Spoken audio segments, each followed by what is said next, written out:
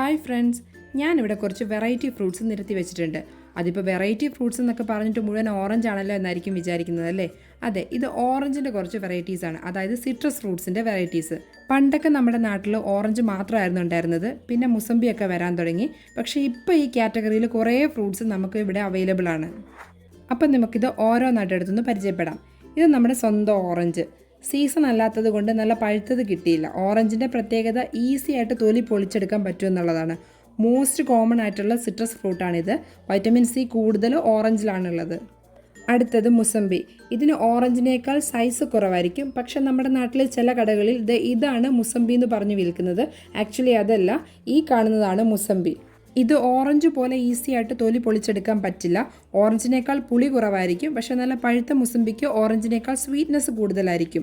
അസിഡിറ്റിയുടെ level കുറവാണ് മുസമ്പിയിൽ. കൂട്ടത്തിൽ ആ ഓറഞ്ച് കളറിൽ നിന്നൊക്കെ മാറി ഒരു ഗ്രീനിഷ് യെല്ലോ കളറാണ് മുസമ്പിക്ക് വരുന്നത്. അടുത്തത് സിട്രസ് ഫാമിലിയിലെ ഒരു സുന്ദരനാണ്.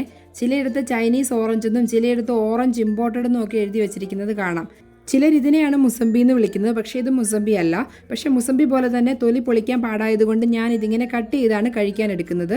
ഇത് നല്ല സ്വീറ്റാണ്, ജ്യൂസിയാണ്, ഓറഞ്ചിനേക്കാൾ വലിപ്പവും കൂടുതലാണ്. ഇനി അടുത്തത് മാൻഡറിൻ. ഇത് ഓറഞ്ച് പോലെ തന്നെ പൊളിച്ചെടുക്കാൻ വളരെ എളുപ്പമാണ്, ലൂസ് സ്കിന്നാണ്. കൂട്ടത്തിൽ നല്ല ബ്രൈറ്റ് കളർ മാൻഡറിൻ ആണ്, ഒരു റെഡിഷ് ഓറഞ്ച് കളറാണ്.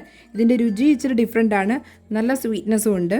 മാൻഡറിനിൽ വൈറ്റമിൻ സിയേക്കാൾ വൈറ്റമിൻ എ ആണ് കൂടുതൽ. അപ്പം ഞാൻ ഈ സിട്രസ് വെറൈറ്റീസ് എല്ലാം അല്ലികളാക്കി വെച്ചിട്ടുണ്ട്. ഇനിയിപ്പോൾ ഇതെല്ലാം കൂടി ചേർത്തൊരു ജ്യൂസ് അടിച്ച് നോക്കാം അല്ലേ, എങ്ങനെയുണ്ടെന്ന്.